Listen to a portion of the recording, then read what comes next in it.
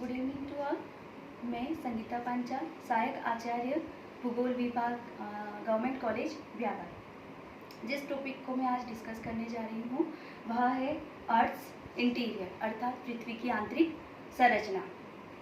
जैसा कि पृथ्वी पर अनेक तरह के भू आकार पाए जाते हैं। प्रथम श्रेणी के भू आकार, द्वितीय श्रेणी के भू आकार, तृतीय श्रेणी के भू आकार, अर्थात हम अगर सामान्य शब्दों में कहें तो महाद्वीप महासागर से लेकर के पर्वत, पठार, मैदान तथा जो अनाच्छादन के विभिन्न कारक हैं उनके द्वारा निर्मित विभिन्न तरह की स्थलाकृतियाँ धरातल पर देखने को मिलती हैं।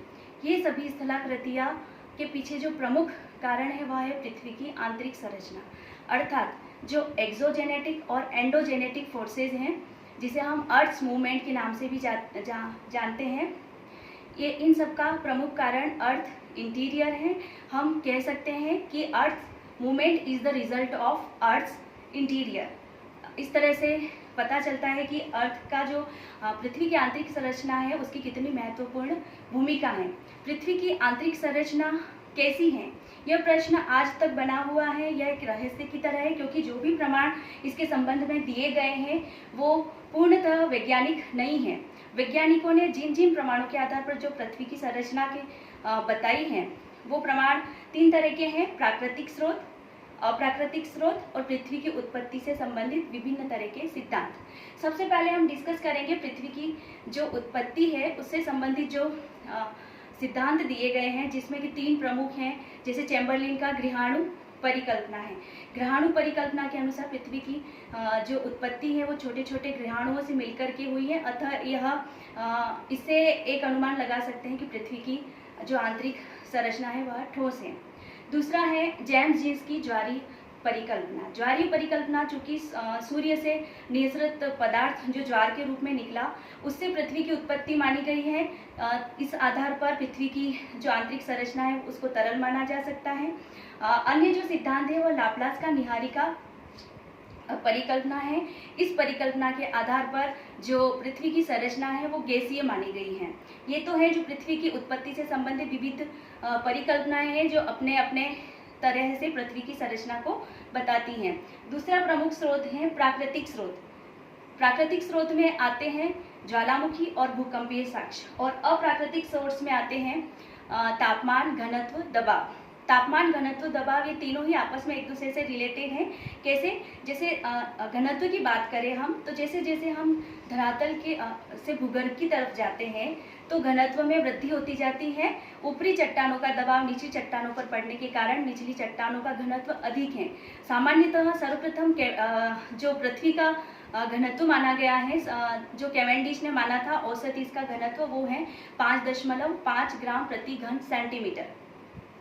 ये पृथ्वी का औसत घनत्व है। लेकिन अगर हम आंतरिक भाग की बात करें तो ये 11 से लेकर के 13 के बीच का माना गया है, अर्थात ऊपरी जो परत है उसका घनत्व मात्र 2.5 से 3 है और जो आंतरिक परत है उसका है 11 से लेकर 13। इससे यह विदित होता है कि आंतरिक भाग बहुत ही अधिक घनत्व वाला है। इससे यह प्रतीत होता है कि पृथ्वी की आंतरिक संरचना ठोस हो सकती है। दूसरा है दबाव। चूंकि ऊपरी चट्टानों का दबाव निचली चट्टानों पर पड़ता है, अतः दबाव भी यही दर्शाता है कि पृथ्वी का आंतरिक भाग ठोस है। लेकिन तीसरा जो है तापमान, जैसे कि हम सामान्यतः 100 किलोमीटर की गहराई पर प्रति 32 मीटर की गहराई पर 1 डिग्री सेंटीग्रेड में तापमान में वृद्धि होती है। लेकिन इसके बाद जैसे हम 100 किलोमीटर से और भीतर पृथ्वी की तरफ जाते हैं, भूगर्भ की तरफ, तो इसके तापमान में गिरावट आना चालू हो जाती है, जो कि 200 किलोमीटर की गहराई पर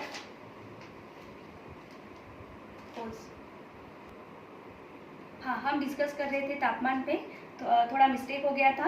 प्रति 8 किलोमीटर की गहराई पर प्रति 32 मीटर की गहराई पर 1 डिग्री सेंटीग्रेड में वृद्धि होती है। लेकिन इसके बाद धीरे धीरे तापमान में जैसे जैसे हम गहराई की तरफ बढ़ते जाते हैं तापमान में गिरावट आना शुरू हो जाती है, जो कि 100 किलोमीटर की गहराई पर प्रति किलोमीटर 12 डिग्री सेंटीग्रेड तापमान में वृद्धि होती है।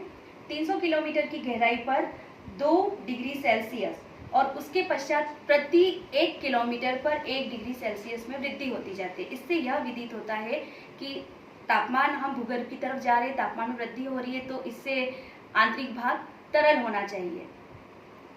अब है दूसरे साक्ष्य हैं, प्राकृतिक साक्ष्य की बात कर ली, अब अप्राकृतिक साक्ष्य की बात कर ली। अब हम आते हैं प्राकृतिक साक्ष्य, जिसमें ज्वालामुखी और भूकंप प्रमुख हैं। जैसे कि ज्वालामुखी एक तरह के हॉट स्पॉट्स होते हैं जहाँ से तरल मैग्मा पदार्थ धरातल पर प्रकट होता है, लेकिन यह तरल मैग्मा भी तापमान की अधिकता को प्रकट करता है। यह इससे भी पृथ्वी की संरचना तरल मालूम पड़ती है। और जो दूसरा प्रमुख साक्ष्य है भूकंपीय साक्ष्य, जो कि सर्वाधिक वैज्ञानिक माना गया है। इस भूकंपीय साक्ष्य के आधार पर पृथ्वी की आंतरिक संरचना को ठोस माना गया है। कैसे? क्योंकि भूकंपीय साक्ष्य के आधार पर भूकंप में 3 तरह की लहरें चलती हैं, प्राथमिक, द्वितीय, तृतीय, जिसे हम PSL के नाम से जाना जाता है। चूंकि भूगर्भ की जानकारी हमें प्राथमिक और सेकेंडरी लेवल की जो तरंगे हैं उनसे ही मिलती है, क्योंकि जो धरातल है या एल तरंगे है वो केवल धरातल पर चलती हैं।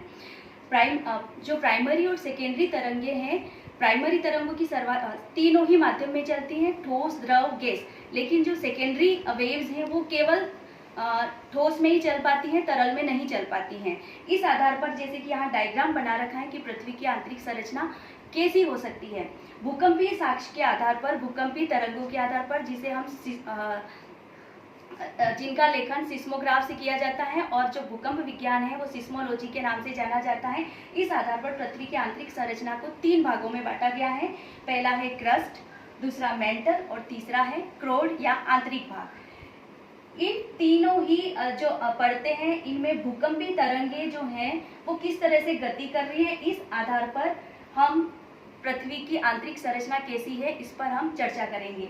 सबसे पहले आती है क्रस्ट। क्रस्ट जो है वो इसकी जो गहराई है वो सामान्यतः औसतन 30 किलोमीटर मानी गई है, लेकिन महासागर और महाद्वीप इन दोनों के नीचे इनकी गहराई अलग अलग है। महासागरों के नीचे केवल 5 किलोमीटर है, तो महाद्वीपों के नीचे है यह 25 से 30 किलोमीटर की मानी गई है।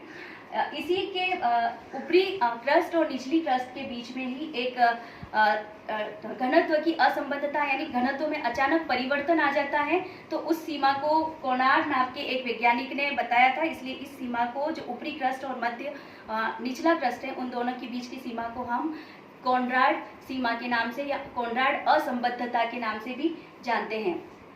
क्रस्ट के बाद आता है अपना मेंटल। क्रस्ट के बिल्कुल नीचे यानी कि 30 किलोमीटर तक क्रस्ट था। 30 किलोमीटर के बाद 30 किलोमीटर से लेकर के 2900 किलोमीटर की गहराई तक मेंटल माना जाता है, मध्य मंडल माना जाता है। इस मध्य मंडल का जो ऊपरी भाग है, जो क्रस्ट के बिल्कुल नीचे वाले हिस्से से शुरू होता है, जो 200 किलोमीटर तक फैला हुआ है, इसे हम एस्थेनोस्फीयर के नाम से जानते हैं, अर्थात दुर्बलता मंडल। यह एक ऐसा मंडल है जहाँ का पदार्थ या चट्टानें हैं वो अर्ध तरल मानी गई हैं। अर्थात यहाँ पर आप देख रहे होंगे जो ये एस वेव्स हैं और ये हैं एल तरंगे। एस वेव्स हैं, यहाँ पर आकर के थोड़ी सी इनकी गति कम हो जाती है, फिर वापस इनकी गति बढ़ जाती है।